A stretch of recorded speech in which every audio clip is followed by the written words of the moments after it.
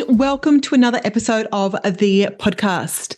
So today we are going to talk about blood work, and this is one of my absolute favorite topics. I am a little bit of a blood work nerd. I love blood.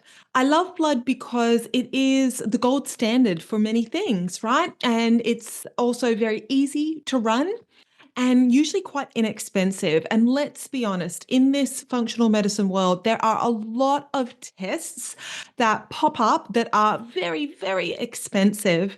And sometimes they really do not offer us what blood work can. So I always love coming back to the basics of blood work. And when I work with ladies, inside the perimenopause solution, we do offer our ladies a very comprehensive blood work review. I do all the blood work reviews in there because, again, I love blood and I've done a lot of training in blood. And these reviews are super deep dives. They're not like what you get with the doctor, right? Oftentimes, you'll run some blood work with your doctor, and your doctor will simply look at that blood work in terms of the lab's reference ranges. So your doc is going to only bring something to your attention if it is flagged high or low by that lab. That's not how I look at bloods, and that's not how functional medicine practitioners do or should look at bloods. And I say it like that because, to be honest, there are so many functional medicine doctors who are not looking at the nuances of blood work, in my opinion, and are missing things. And I think this has got to do with time. A lot of the time, they just simply still don't have the type of time, or they don't take the time to do the deep dives and to look at the nuances of blood like I can do for my ladies. Now, also keep in mind, it's really important to understand that when you get your blood work results, your lab has given you a range, and that range is based on an unhealthy population. So the way that these labs get their reference ranges is that they basically average out the people who are going to that particular lab to get their blood work done. And so they average out what the results are to get this reference range. But when you think about it, who is going to these labs to get their blood work done? It's not people who are like, I feel great, doc. I feel amazing. I have no symptoms whatsoever. These people aren't usually the ones who are being sent off to get blood work. It's usually the people who go to their doctors and say, I feel like crap. I have a list of symptoms as long as my arm, and the doctor then goes, okay, let's do some bloods. So it's these unhealthy people that are typically getting their bloods done, not typically healthy people. So that's the allopathic reference range. That's the reference range you're going to see on your printout when you get a copy. And you should get a copy, by the way. Never, ever, ever, ever do not get a copy. Always get a copy. Always ask your doctor, your practitioner, whoever you're doing your blood through. Always, always, always get a copy for your own records. This is being proactive. Otherwise, you're just putting your health in someone else's hands. So that reference range is not what we go by. We don't care. We scratch that one out. I mean, for example, I think ferritin, is it ferritin? I think ferritin on some lab ranges can be fine at 20, but also fine at 200. These ranges are absolutely nonsensical when you think about it. So we go by the functional optimal ranges. Now, you might think, well, where can I get these functional optimal ranges? Well, they're not readily available. This is the work that a lot of my mentors do and researchers do. They dive into that research and they look for the most up-to-date research when it comes to blood reference ranges. You've got to understand that I think it's about 20 years, is it? I mean, don't quote me, but it takes a very long time for updated research to make its way into medical curriculum, to medical school curriculum. So you're not going to see the latest reference ranges from your doctor.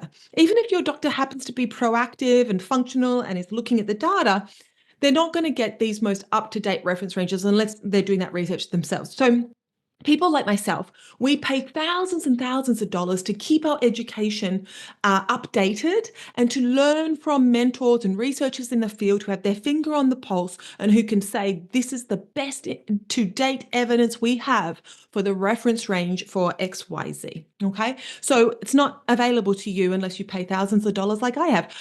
But I do give it to all my clients inside the perimenopause solution. That's one of the perks, right? You actually get a blood work table with all the different markers that I like to see. We're going to run through some of them. And you get the functional optimal ranges given to you as well, which is a massive perk, which is my IP, right? Okay, so we're going to talk about why you may get blood work done and your practitioner says you're fine or your doctor says you're fine, but you know you're not, right? You've got all these symptoms, but yet your doctor says you're fine, don't worry about it. And one of the reasons why is because they're looking at you at this allopathic reference range, or they're not looking at the nuances and the subtleties of that blood work. And then we're going to also talk about various different markers and some typical markers you've probably even heard talked about by your doctor or functional medicine, and why I don't like to rely on them and what I like to look at instead.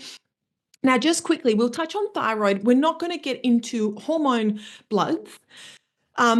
So I've spoken about this ad nauseum. I speak about it on my social platforms everywhere. We don't test hormones in perimenopause because your hormones are fluctuating, right? Your estrogen is erratic. One day she's really high, one day she's low. So if you do a blood work on one day when it's high, but then you do another blood work on one day when she's low, which one are you to believe? Neither. You go by your symptoms, right? And progesterone can be similar, not quite as erratic necessarily, but definitely you can ovulate 1 month and make progesterone, but in perimenopause, ovulation becomes stop-start. That's the primary way we make progesterone, not the only way.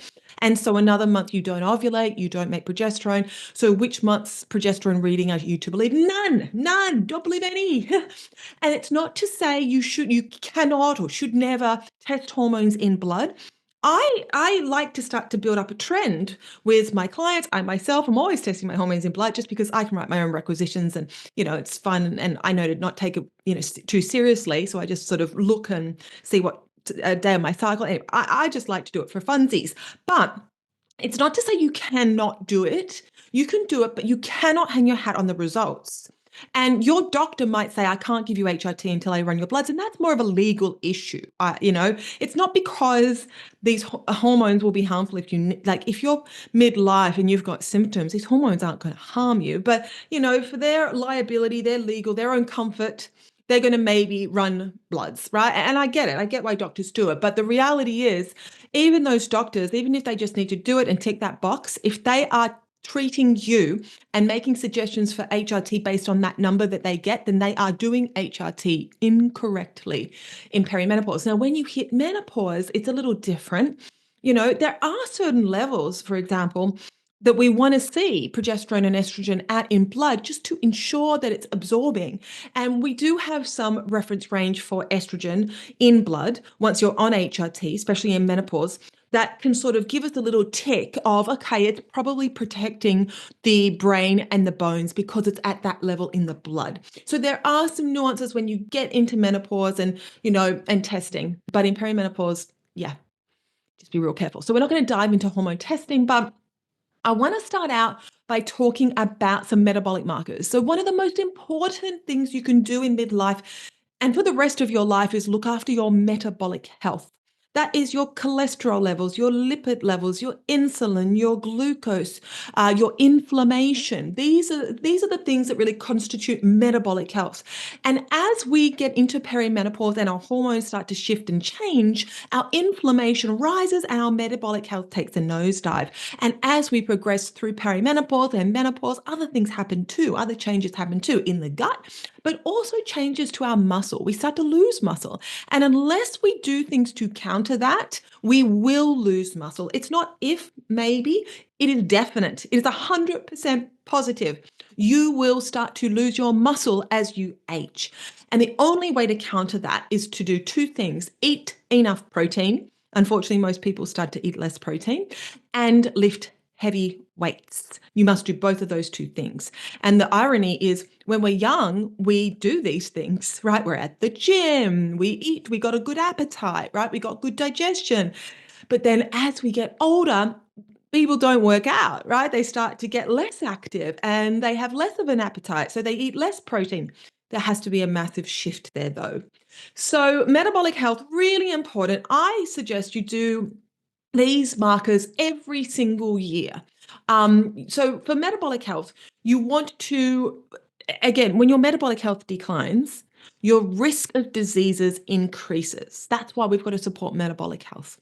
Dementia, osteoporosis, cardiovascular disease, type 2 diabetes, those diseases risk will skyrocket as your metabolic health plummets. Okay, so we got to switch that. We've got to support metabolic health so the disease risks reduce.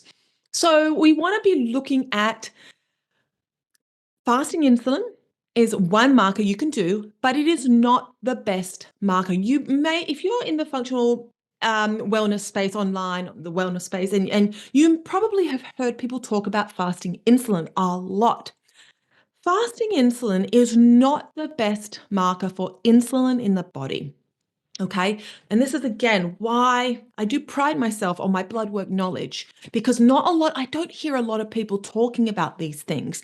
I hear a lot of do fasting insulin, fasting insulin, fasting insulin, but I have seen fasting insulin bounce around like crazy in a short time period. We're talking weeks. And I have seen fasting insulin be really low, which is what you typically want, in a person who I knew had shocking metabolic dysfunction and was overweight. And when I saw that, and it was like a ding, ding, ding for me.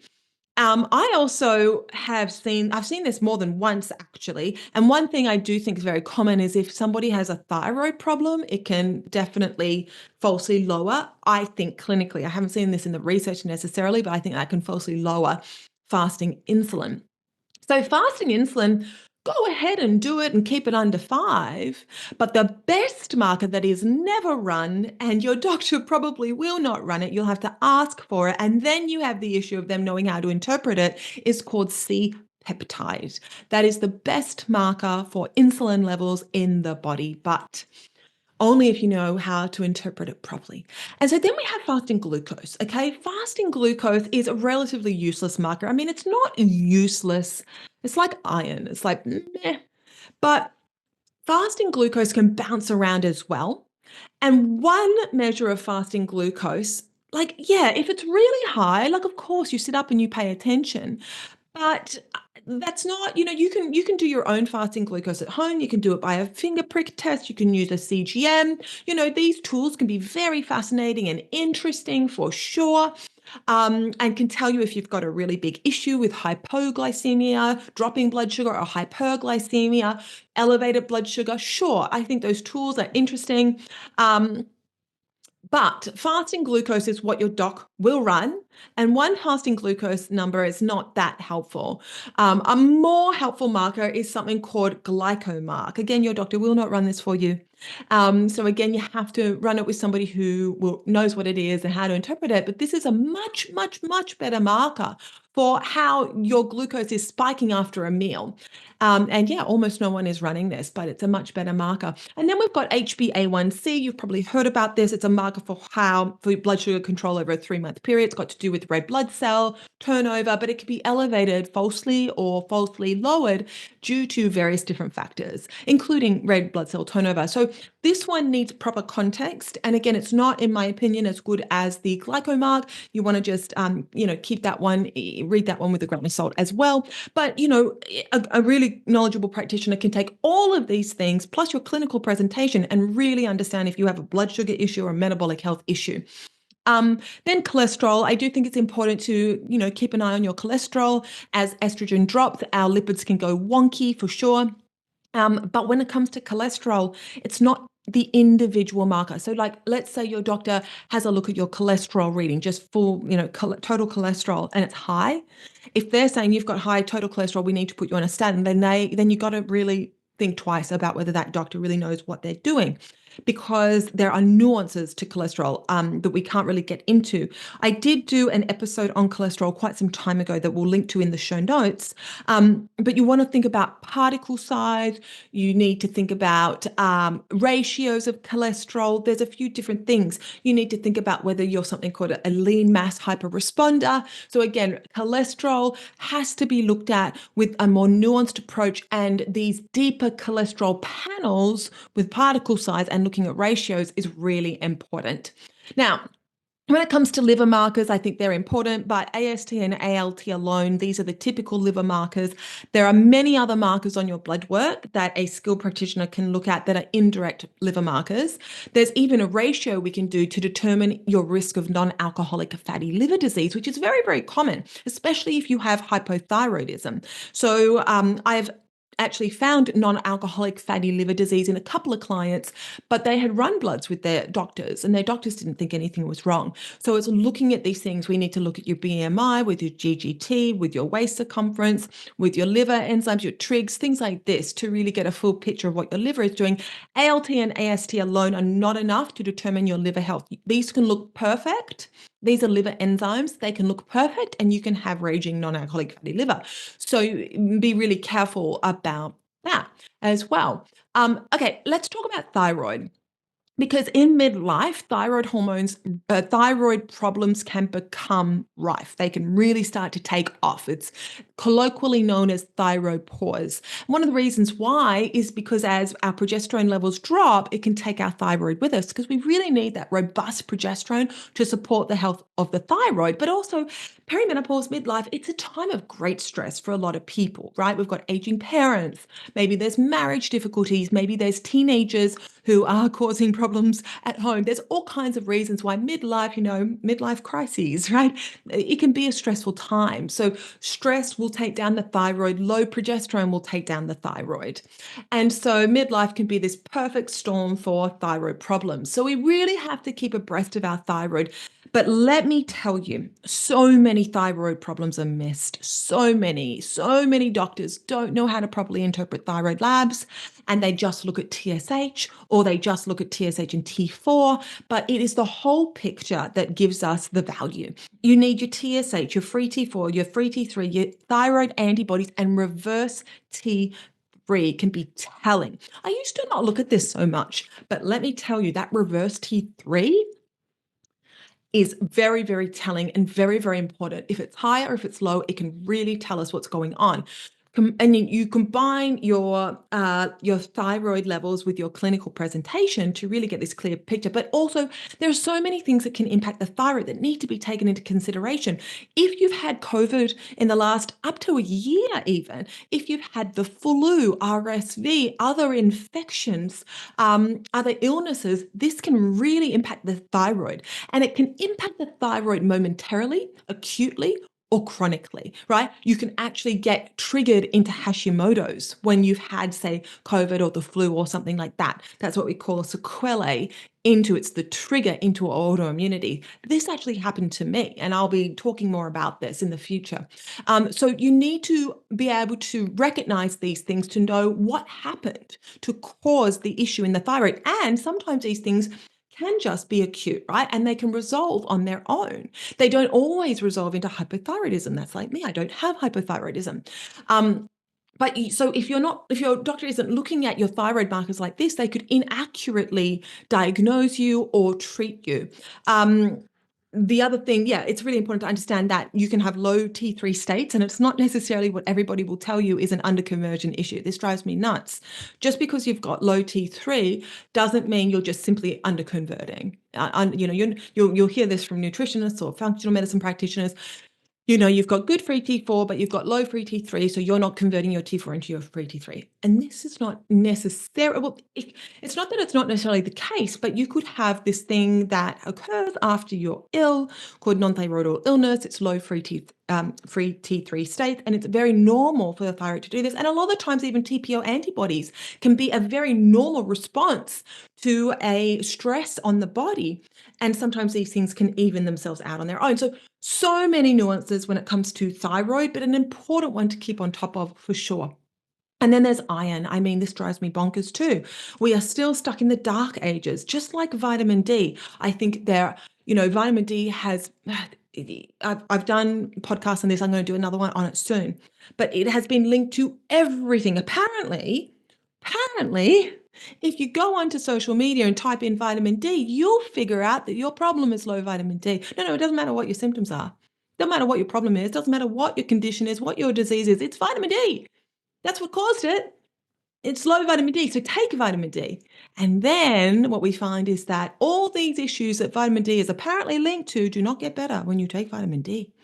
And even the people who are taking vitamin D preemptively still get these conditions. So I don't like to be sarcastic like that, but it really, I've been banging this drum for years, and we're still out there recommending, doctors and practitioners are still out there recommending high dose vitamin D. What do I consider high dose? 2000 a day. Of vitamin D, but we'll get into that in another episode.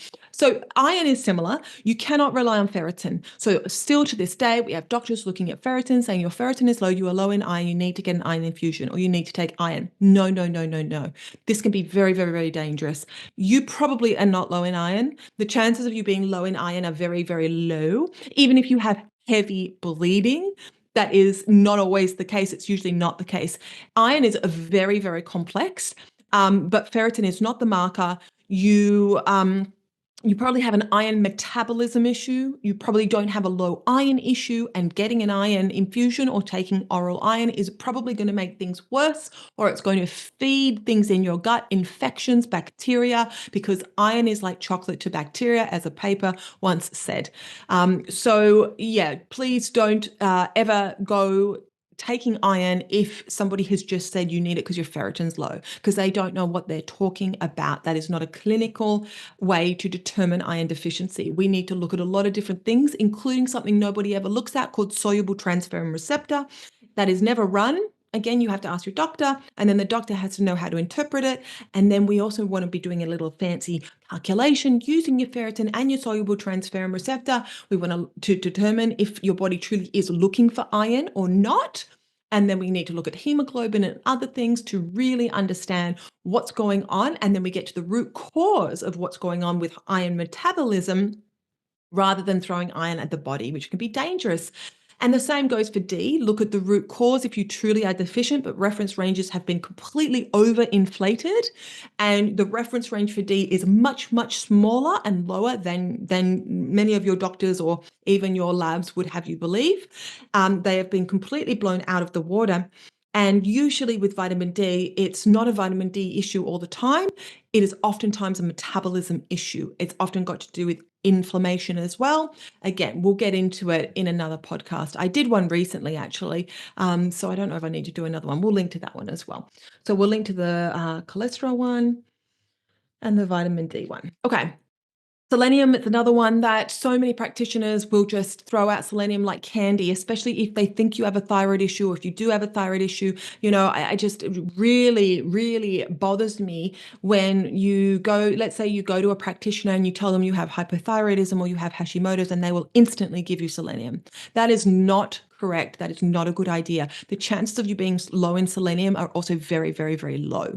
And the thyroid enzymes that rely on selenium hold on to that selenium. Even in cancer states, we see that those thyroid enzymes hold on to selenium for dear life. They're one of the last enzymes to give up their selenium content. And selenium is usually very high in bloods. That's what I see anyway, 9 times out of 10. So that's never going to be tested. But selenium, I would not be taking selenium unless I tested my bloods. And I do not give selenium to anybody unless I see selenium in their blood work. Okay, so bottom line, most labs are misread. There's a lot of blood that is never even run, that some markers that aren't even being run that should be run. We really need to look at this blood from a more nuanced perspective. So listen, if this has piqued your interest and you're like, wow, I think I could really do with Tara looking at my bloods, then you can have me look at your bloods if you want me to. So I do offer these 30-minute consultations. The link to those will be in the show notes. You can always go to the show notes and book in with me there. Okay, my diary does get booked out, so just keep that in mind. I wouldn't wait on these, just go and book in. And I can look at your bloods and offer you some insights. Like, you're not my client, right? Because you're not my client, I'm not going to give you a protocol. I'm not going to say to you, right, this is what I see. Here's a list of things that you need to go and take. We can talk about diet, we can talk about lifestyle, and I can say to you, here's what I think I'm seeing in your bloods. So it's just going to give you some clarity and some information about how to proceed next with your health. So if you want to book that in, just head to the show notes. Otherwise, I really do hope that this was insightful. And I'm just so incredibly passionate about getting the truth out there and, trying to make sure that as practitioners, we are constantly striving to update our knowledge and to give our clients the best knowledge we possibly can bring to them so that you can feel better and feel better quickly. So I hope that this was helpful, and share it out. Share this with anybody who you think needs to hear that there are nuances to blood, and we cannot rely on blood reference ranges from the lab, and your doctor we cannot rely on. And, if you're taking iron and know somebody who's, chowing down on the vitamin D or the selenium or the iron, you might want to point them to this podcast or the one that I will link to in the show notes. All right, I hope this was helpful, and we will speak again soon. Bye for now. I am not a medical professional, and the information provided in this podcast is for informational and entertainment purposes only. I do not have access to your individual medical history or circumstances, so the content discussed here should not be considered as medical advice. Before making any changes to your diet, lifestyle, or considering the use of supplements, please consult with a qualified healthcare professional or your doctor to ensure it's safe and appropriate for your specific situation.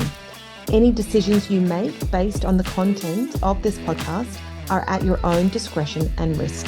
Thank you for tuning in.